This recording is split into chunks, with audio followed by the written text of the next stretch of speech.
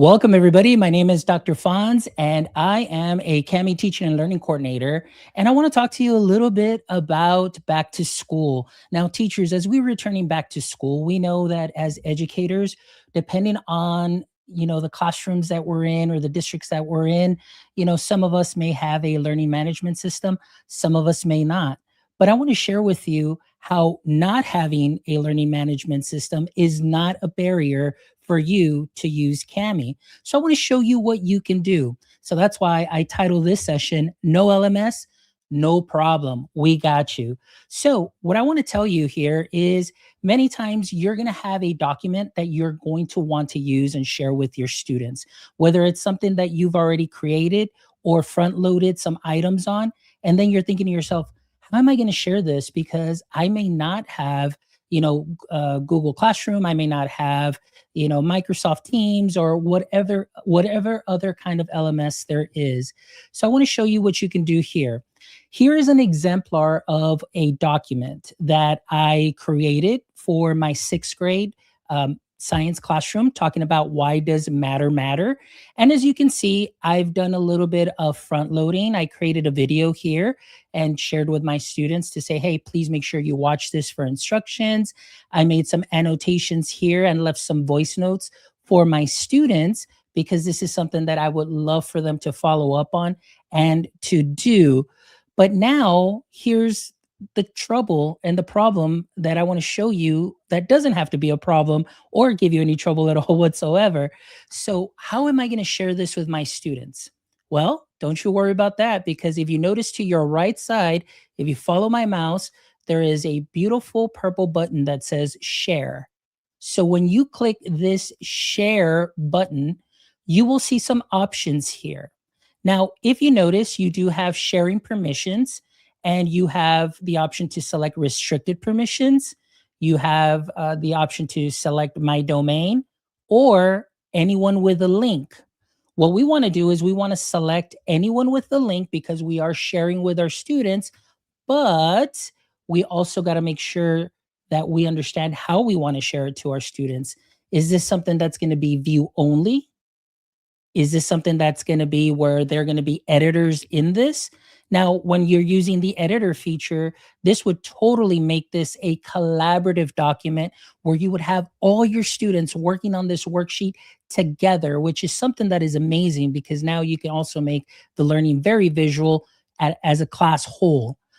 The last thing that we have here is create individual copy.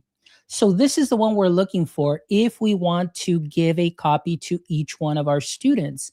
Now, there are some other things here that you can do, which is taking a look at feature controls.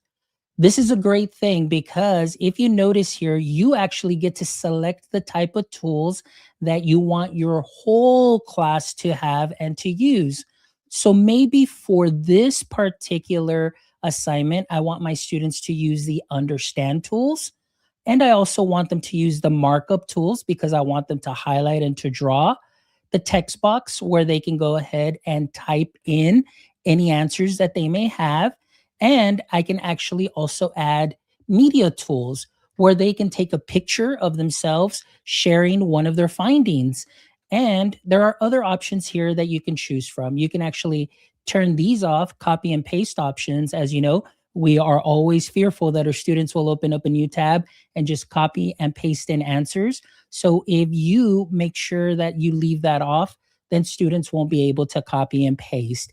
But you can turn on spell check. You can turn on voice typing for accessibility as well. So once you set this up for your class, you can go ahead and click confirm and you are good to go. So now what we can do, two things.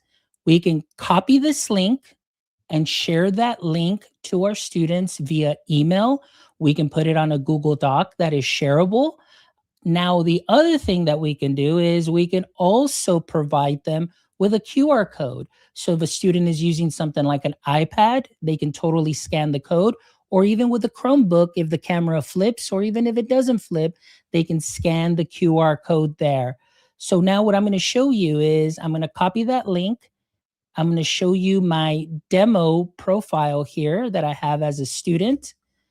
And voila, the student will have their own individual copy. And if you notice, it has kept all my annotations here as far as the video, the voice comments, all my annotations, and they are ready to go to work on your document that you just prepped.